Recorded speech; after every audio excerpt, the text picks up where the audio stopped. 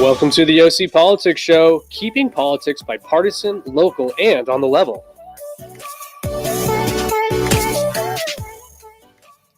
Welcome to the OC Politics Show. I'm Joe Matthews. And I'm Todd DeVoe. Todd, it's election time. It is. Democrats, yes, the Democrats. They're riding high right now. Brace yourself for campaign ads and a full mailbox. I'm assuming this is emails. It is officially campaign season. And do you know where you're going with your vote? I mean, have you made up your mind yet?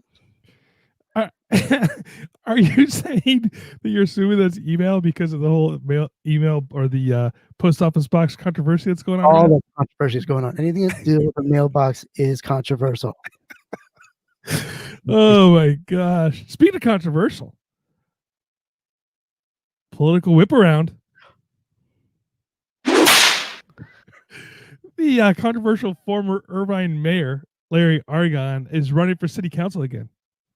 Garden Grove gets a paid attitude adjustment. It's Camilla. And what does it mean for California politics? Judge okay's lawsuit for public comment at the Orange County Board of Supervisors. All right, now Todd, it's my turn. I'm up here. So we're going to talk about Garden Grove. Now, Garden Grove is another member to be added to the watch list. Yes, they have, with all the issues that they've been dealing with, they've decided to have some training, some racist, sexist, and other sexual bias training. And this is going to be for electeds, the commissioners, and city staff, as many as they can. So it's not a how-to training. It's not a how-to. Gosh darn it! No. It is. Stay away from these behaviors. It's the official name is Unconscious Bias Workplace, and it's by a company in New Jersey called Shift R's HR Compliance, and it's an online course, and it's going to cost between $3,500 to about $10,000, depending on how many people take it. Now, why would a city need that kind of information? That's a good question. Why would a city need that kind of information? I'm glad you asked, John. Shouldn't everybody know this by now? I'm glad you asked, Todd. A couple of months ago, back when we were having our protests about George Floyd, Garden Grove had kind of a unique opportunity that they've never had before. They had over 3,000 young people hit the streets and over 5 days protests against political violence, and it was the first time we saw racial stability and racial solidarity, I should say, and cross-cultural activity going on in the city. First time ever. So it was a bunch of young people kind of protesting the way society was, and so this is I'm kind of setting this up because their planning commissioner Josh Lindsay, he kind of created kind of a scandal. He was on his social media and he was mocking these people for what they were doing. He said this. He said maybe they should sit down if they're having so much trouble breathing. They're harken back to the "I can't breathe" mantra from these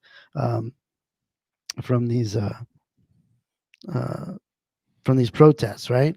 Mm-hmm. Can't breathe. So this made everyone mad, and this made everyone go to the city council, ask for the resignation, and he survived it. But it did put a bad taste in the mouth of the city, and that's why they're coming up with this kind of training. Now, despite the criticism, the police department is not going to be taking this training. They believe that the police already received bias-based training and other racial profiling during the police officer's standard training, which they call POST, and they say they renew it every 5 years. Is that correct? Do you think they're getting as much, if not more, training than? Oh, jeez. I could tell you this much. So with this type of training, as a line officer, you have to take it. I think it's every couple of years you got to take it. As a supervisor, you have to take it every 2 years.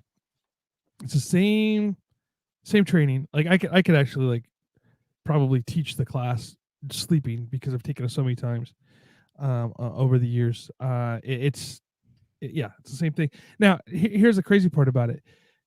You take it as a line guy, right? You take it as a supervisor, and then if you do any other additional training that's included, it's all intertwined into other training as well. So you're getting touched on this multiple times throughout your training that you're doing. Cultural sensitivity issues and things like this. I'm going to go back on this a little bit, and I'm probably going to be on your watch list now because I'm going to say this, but I think there's a point where two things. One is how much this training can we go through? Number two, sometimes on your own. I mean, I understand the idea that when you're a council, he's not even a council member; he's a planning commission guy. You know what I mean? That when you say things on your own, whatever your Facebook, social media, this whole cancel culture that's going on right now, which seems to be when you say things controversial, if you don't agree with the with the mode, right? With like, so if you say something that's anti-protesters, you need to be canceled, right? If you say stuff that's pro-protesters, though, that's a great thing, right? And it seems like only one side wants you to be silenced, right? And that's the thing that kind of bothers me about this. Is like, one side wants you to be silenced. That's it. They're just like, hey, I disagree with you. You need to be silenced. You need to shut your mouth. You need to shut your mouth and agree with me, or we're going to get you fired. That's the idea right now. So, the idea of these kids doing what they want to do, and that's their opinion, and go out there and do it. Protest the hell out of everything. You're right. Run for council members. Do all this stuff. Whatever. Understanding that there's another side to what you're saying, right? And just because somebody disagrees with you, do they have to be canceled? Do they have to? That's their term, right? That's the term. So do they have to be? They asked for his resignation because they disagreed with his political statements, right? Well, you know what? I mean, like, I disagree with your political statements. I'm not trying to go to your job and get you fired. So. I don't understand that, and that's the part that irritates me a little bit about these things. We have lost the ability to have civil discourse on things we disagree with, right? We've lost that. It used to be that we could stand out and argue over things in a calm way, right? Bring our opinions across and come to some sort of middle ground on things. I was watching a video yesterday where the people came over to engage with this guy. He started talking to them and are like, "You're toxic," and they said, "Walk away." And they turn around and they walk away. They don't care about other people's side of things. They just want to spout and yell and say their things and that. So anyway, that's my take on it. Good morning. Well, the city council, it was actually Kim Nguyen, the city council member, who brought up this bias training. And another council member, gosh, help me out with this. Fat Boy, Bye. It's B-U-I, Bye. Fat Bye, called the course rudimentary. So even the city council is kind of like mixed up with whether they're not just to support it. They say, some of them say it's a good start. Their mayor says it's a signal that the city is actually paying attention to these young people. So I don't know if $5,000 is or $10,000 is enough to appease everybody. Oh, it's not going to be. And yeah, look, this type of training and understanding and where you're at and whatnot. Because I mean, look, everybody comes into something with a bias, right? I don't care who you are, what side of things you're on. You come in with a bias, and it's funny to see it because you can watch it if you read some of the arguments that are on Twitter and or Facebook, right? You can see where people, go specifically by their biases and whatnot. So yeah, everybody should go through this, and also, everybody should respect each other. I think if we went back to a term or to a time when maybe it never existed, maybe it only exists in my head, where we respected each other enough to listen to other people, even if you disagree. I have a good friend of mine. His name's Keith Harris, and he is, I mean, a self-proclaimed communist, right? He's a leftist for sure, you know. And we can sit down and we'll have a glass of whiskey, smoke a cigar, and have these great political debates. At the end of the day, we still respect each other's opinions on life, and we are friends. You know what I mean? And I think this newer generation doesn't allow for that space. Yeah. So anyway. Yeah. Right.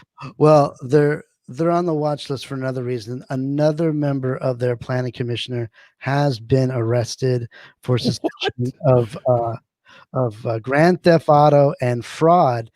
His name is Man Jordan Nguyen, and he skipped out on a $4,000 contract, claimed to be an architect, and access to City Hall. So the planning commission over at the Garden Grove is why you're on our watch list. What? The whip. Awesome. Well, man, you know what? I mean, that makes my controversial thing coming up here. And I don't know if he's on the watch list yet, but the former mayor, Larry Argand, was running for city council again, and he's from Irvine. And so he actually was on the city council for 20 years, from 1978 to 2014. And of those 10 of those years, he was the mayor. And he was one of the leading proponents behind the start of the Orange County Great Park.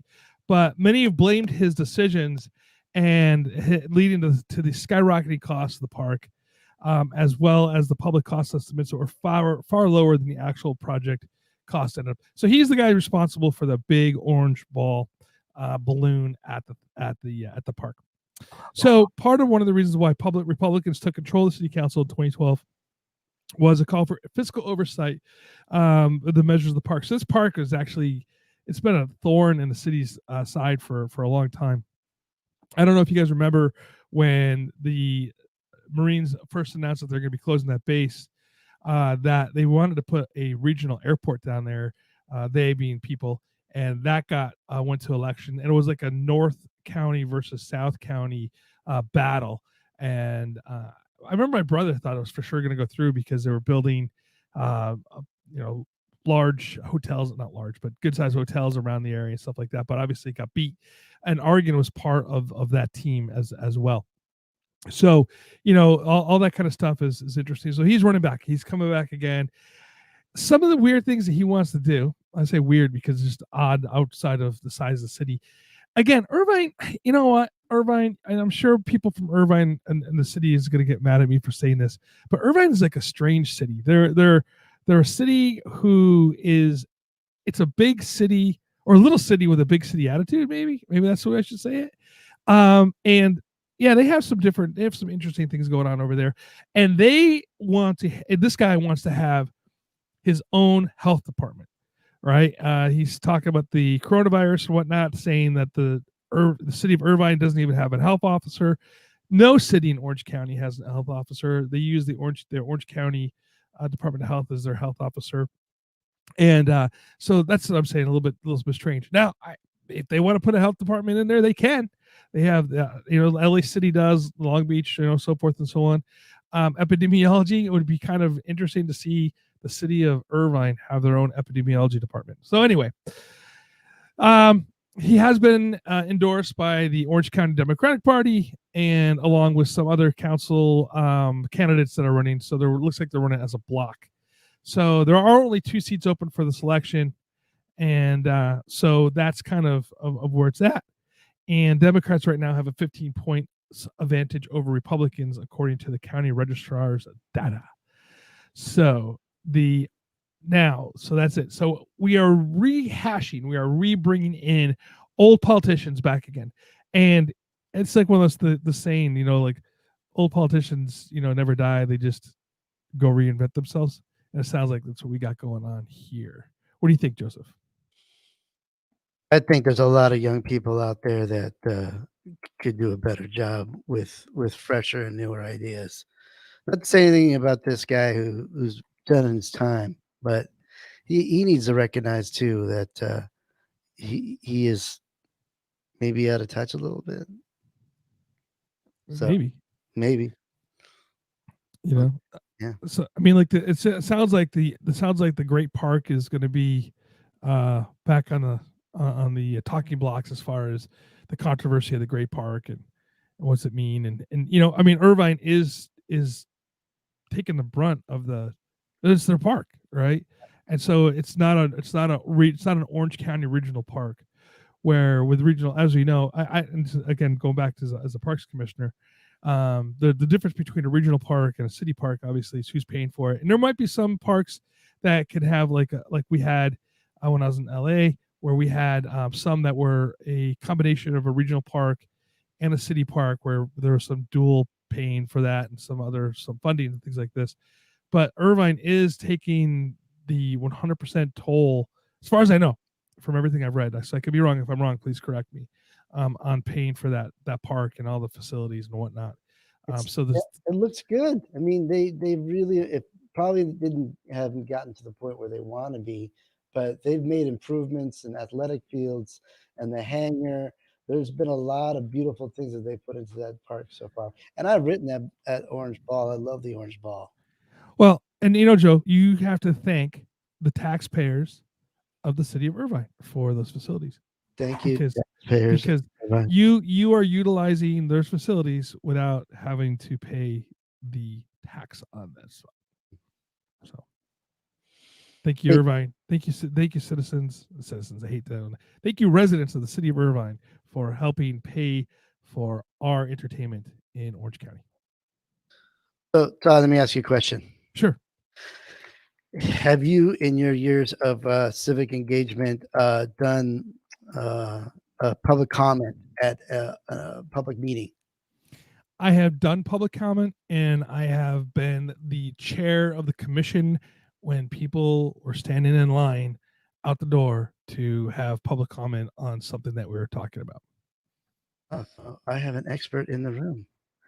So the reason why I bring this up, and another member of the watch list, it's the Orange County Board of LA. It's the Orange County Board of Supervisors. You know, they're getting sued, and they just lost a motion making it because they unconstitutionally restricted public comments, and now it's green light to move forward to trial. Superior Court judge rejected a motion from the county dismissing the case. It was Orange County Judge Sheila Fell, and she found that the plaintiff had alleged sufficient facts and showing restrictions on speech. A board of supervisors must be reasonable and viewpoint neutral. Absolutely. So the ACLU is the were the lead attorneys, and they were representing homeless advocates. They're called the People's Task Force, who often criticize the supervisors during comments, and they were starting to track things and realize that they were getting restricted times.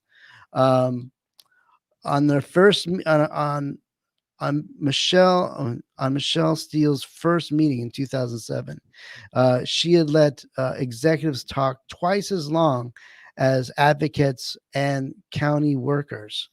So the ACLU lead attorney clearly boasts that it's that points that the Orange County rules violated free speech, and they're pleased that the court will be that the court denied the motion.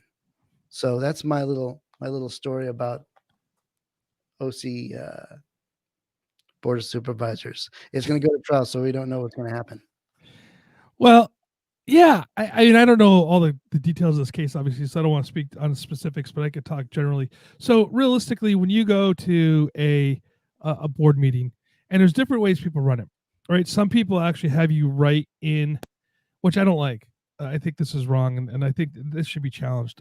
But they have you write a question to the board, and you submit it, and then or you have to request to speak. So again, you put your name in, and then you submit it, and they'll call you up. Other places you just line up, and you get 3 minutes. So when you do the general speaking, the general just open comments, you get 3 minutes to speak. Now, there have been times when there's been say 100 people show up to speak their 3 minutes, and it's all on the same topic. The board, whatever board you're talking about, whatever it's the city council, board of supervisors, commissions, whatever, may ask the group organizer, say, hey, look, we understand everybody gets their time, but it's the same thing over and over again. And, just for the sake of brevity, could you pick 1 or 2 people to speak on for your group? Right. And so, maybe I don't know if that's going on or not, but that has been common practice, right? Because I mean, think about this. If you have 100 people show up to speak 3 minutes, I mean, in the city council, these board meetings normally start in the evening after dinner, like around 6 or 7. You could be there for all night having somebody without even get to the board business. You know what I mean? So there's that. Then there's, after you get to board business, and then you go into, say, what's on the agenda. So, I forgot this part. So when you're sitting as a board member, you're not allowed to comment on, even if they ask you a question, you can't comment on anything that's being said. They just get those 3 minutes. They can say whatever the heck they want to say. And then the dead face. Yeah, you have to sit there. Right. Yeah. And you're like, okay. And actually that sometimes pisses people off because they're like, you don't even care what I have to say. Well, not even if I have to care what I have to say, it's I can't say anything to it. So then you have anything that's on the agenda is 10 minutes long. You get 10 minutes to speak. And normally if it's on the agenda, people will know who's going to come up and speak on the agenda. It's not normally an open. Now you can request to speak on the agenda items, and they can give you those 10 minutes. So that's the basis of how most. And then you can also increase that time. The council can vote, the board can vote to say, hey, let's give you 10 more minutes or whatever you need to say your piece, because sometimes there's more conversation that needs to happen. So that's the basis of how these meetings work. And based on what's the law? What's the law? It's called the Brown Act. The Brown Act, yeah. Total equal access to a public meeting. Right. And I have to take my professor hat off because I think we're getting too professory and wonky right now. Okay. But let's face it, they got to watch themselves. The ACLU is watching them. They found enough evidence for it to go to trial. And the weakest people in our society are the homeless right now. And they just proved that they're not getting an equal share at the podium. So, well, I haven't proved it. More power. Well, the fact that it's going to a trial, there's enough merit.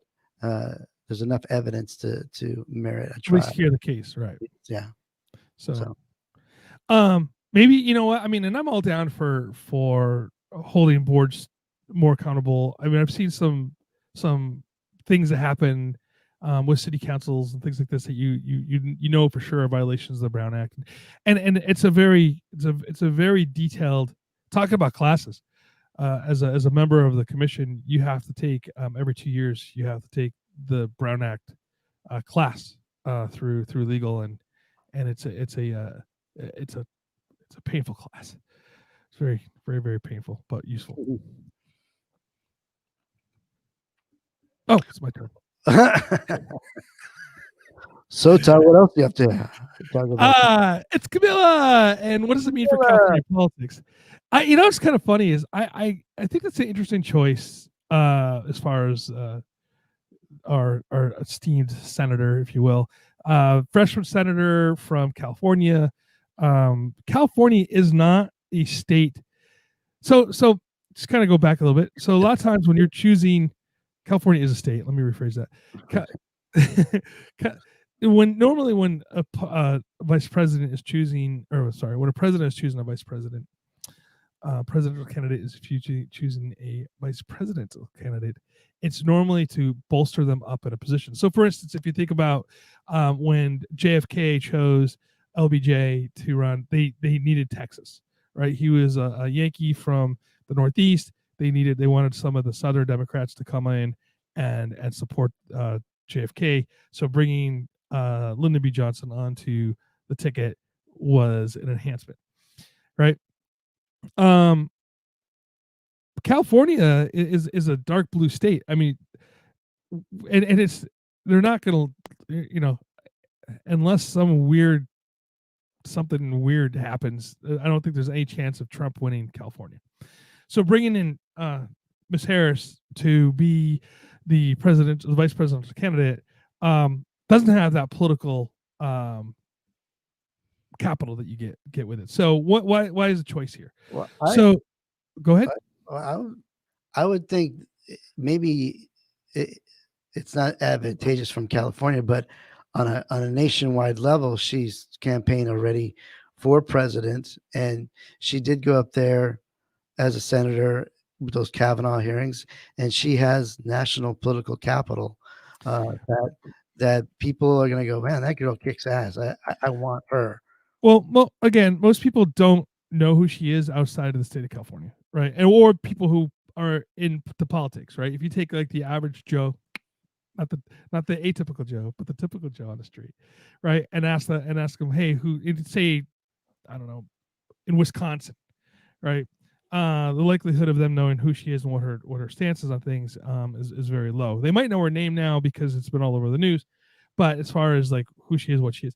But what I find interesting about it is that she does not have a great record when it comes to some of the issues that the BLM, the Black Lives Matter, are excited about, right? She's very much putting a lot of low-level drug users into prison. She kind of had that stance when she was Attorney General for the state of California. She did some stuff that was pretty controversial when it came into justice reform, things like this, that, doesn't really play well necessarily with the current politics with BLM, which I think is a vulnerability for her, because even with Joe Biden specifically, on some of his stuff that he's had in the past, where it comes into Joe Biden was in the 1990s was one of the guys who really pushed and co-wrote a bill with crack cocaine, making the possession of that a higher crime than cocaine itself, than powder cocaine. He's had some statements that he had in the past that were very controversial when it came to things like school integration with schools and whatnot. So, yeah, I mean, I get why they chose her, and in one sense, but on the other sense, it's kind of interesting. Now, this is where it plays out into California politics. So, if she gets elected, right? Let's say Joe Biden wins. And by the way, last polls, they have Trump and Biden pretty much being even. It's within the margin of error. So that's an interesting twist on things. But anyway, let's say that she gets elected.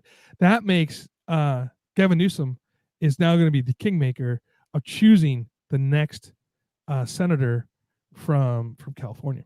And he's already talking about the name being thrown as Garcia, the mayor of Long Beach. Robert Garcia has already been thrown out as a potential. That would be an interesting choice. Young, he's gay. Gay. Yeah. Yeah. Would that be the first openly gay senator in California? I would like to think so. I mean, ever. I mean, who? No. That's right. Because he was a congressman though. Yeah, I can't. The guy from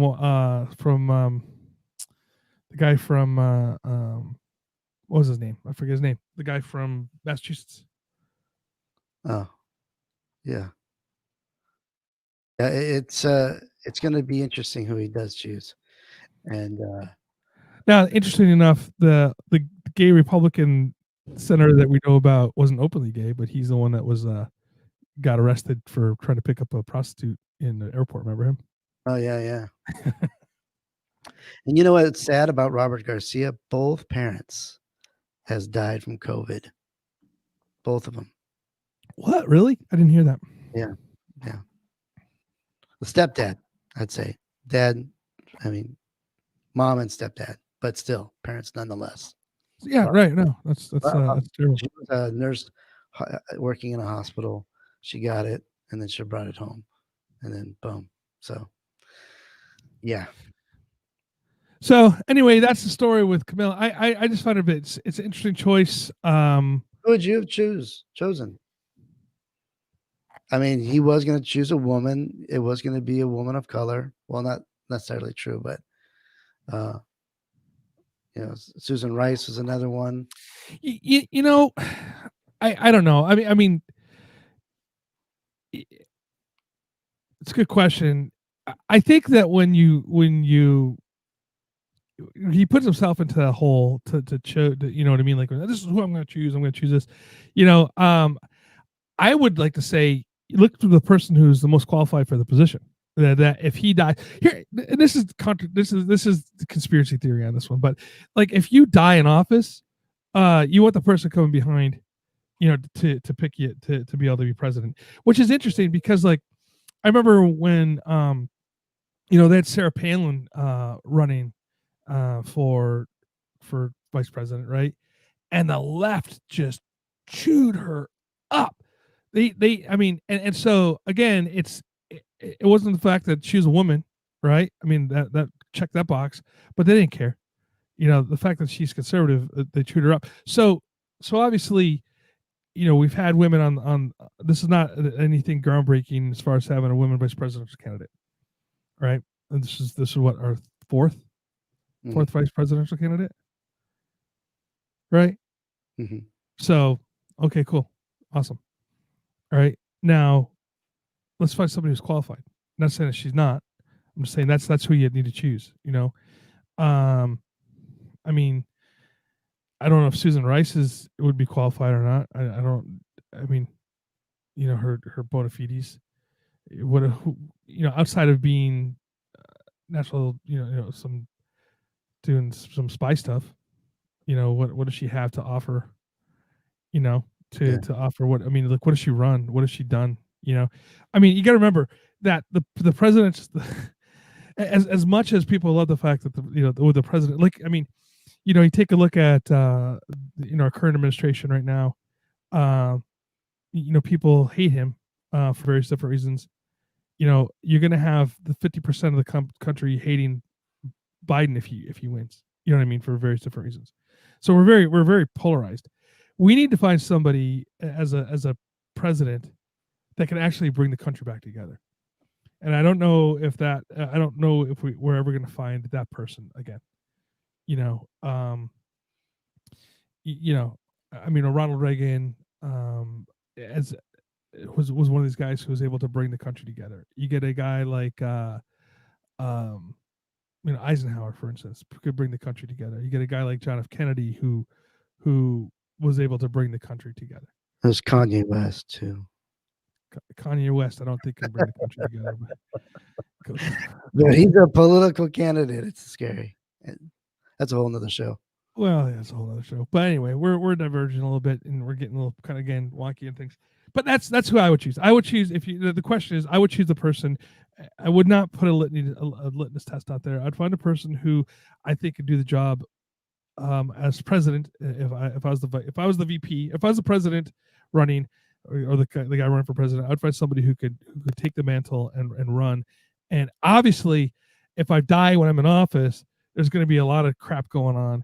And we need somebody to step up behind and to be able to be calm and be able to run the country. LBJ is another guy who, even if you don't like his politics, he knew how to run the country. He knew how to bring people together. That was his strength, right? He was the majority whip or the minority whip, one of those two. Anyway, and he knew how to bring people together. So that's what we need. We need somebody who can bring people together. I'm sick of this division. But I don't think it's going to happen in my lifetime. I think I'm going to die with the fact that our country being divided. So, which means, it's 50 years more of us just fighting each other. Take it away, Todd. Wow, that's such a sunny, beautiful outlook on life. And I want to thank you all for being with us today. I want to thank my co-host, Joe Matthews, producer Brian, Sitch Radio, and don't forget to follow us on your favorite podcast player, Facebook, YouTube, and remember, get involved, hold your elected officials accountable, and vote local. And until next week, stay safe and stay aware.